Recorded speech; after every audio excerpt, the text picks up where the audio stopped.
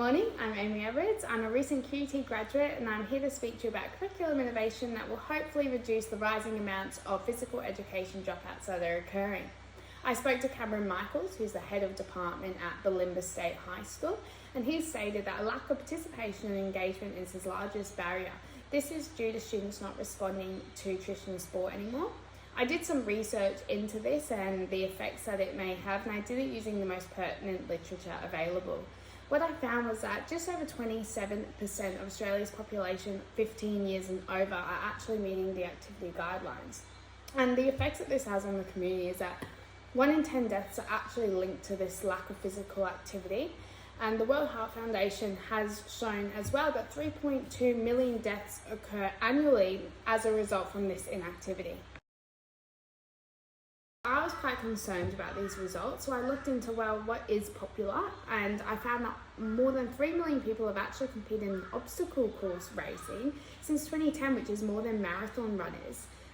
So that's great. That shows that adults are interested in it. And on top of it, there was a study showing of children between 8 and 12 what features they love most in the park to get them active, and obstacle courses and climbing were in the top 5.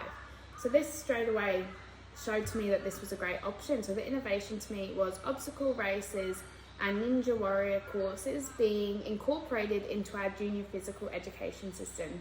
It's amazing as well because it's got so much diversity with age, athleticism, gender, past experiences. There's also great work that can be done with physical disabilities. It can be adapted 100 which ways, as well as intellectual disabilities, where there's actually been proven benefits that support the motor skills in those with intellectual disabilities. The aim of this innovation is obviously that students will be challenged and they'll be engaged in their physical education classes. They'll learn how to take positive and initiative steps to improve their own activity levels, which will ultimately make them healthier and fitter individuals in the community. The objectives are that they participate in their 10-week regime that will be laid out. They'll practice and improve their fundamental movement skills at a variety of levels, and they'll work towards completing harder obstacles at a faster speed. This will obviously align with the Australian curriculum, with the focus areas being health benefits of physical activity, challenge and adventure activities, and lifelong physical activity. It also meets a lot of APST standards. Just for example, I've got 5 listed here: 1.5, 4.1, 4.2, 4.4, and 7.4. So the anticipated outcomes for the students would be that there's an increase in the participation and that all students are able to experience mastery and success, which will make it more enjoyable and will hopefully lead into their adulthood.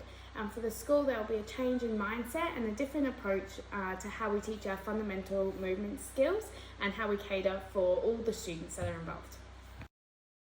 Earlier we spoke about the negative impacts that occur when there's too much inactivity in our daily lives. And so a massive benefit is that we will be creating healthier adults. Obstacle courses incorporate such a diverse amount of fitness components. On top of that, adolescent years physical education, if it's enjoyed, will contribute to having healthier adults. And if we can do that, it's going to impact their children, because active adults will generally raise active children.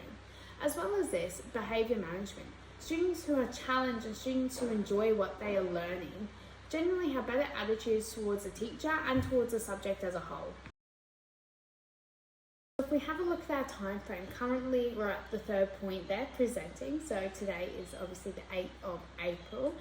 I would love to get your feedback so that I can resubmit by the 20th of April. I can order my equipment, do my risk assessment. Hopefully, if all goes well, I would love for the staff to be able to train and do their PD on the 2nd of June. This will mean that we can implement it by the 25th of June, ready for term 3. So the budget that I have drawn up involves the Urban Extreme Sports Term Pass. This will allow students to go 1 hour weekly session to do those more advanced skills. Apart from this, I have got an equipment purchase order from World Ninja Sport and Heart Sport Equipment, which will allow us to do more obstacles in our school hall. With that, we've got our staff professional development. I'll repeat on the 2nd of June with myself and hopefully 4 other staff members. This will support the sustainability and longevity of this curriculum innovation.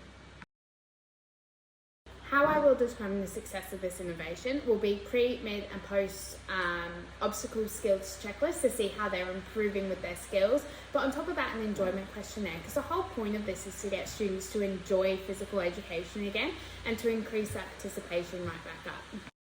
So a really quick summary and some take-home points for you to remember. So the main problem is that there is a lack of activity in Australia's youth and its adults, and this affects their quality and their quantity of life. The solution I'm proposing is that we make physical education fun and enjoyable again, and we do that by, doing what's popular. And the literature says that's obstacle courses. So if we implement that into our education, hopefully we're going to see a rise in those participation and we can implement it come term 3.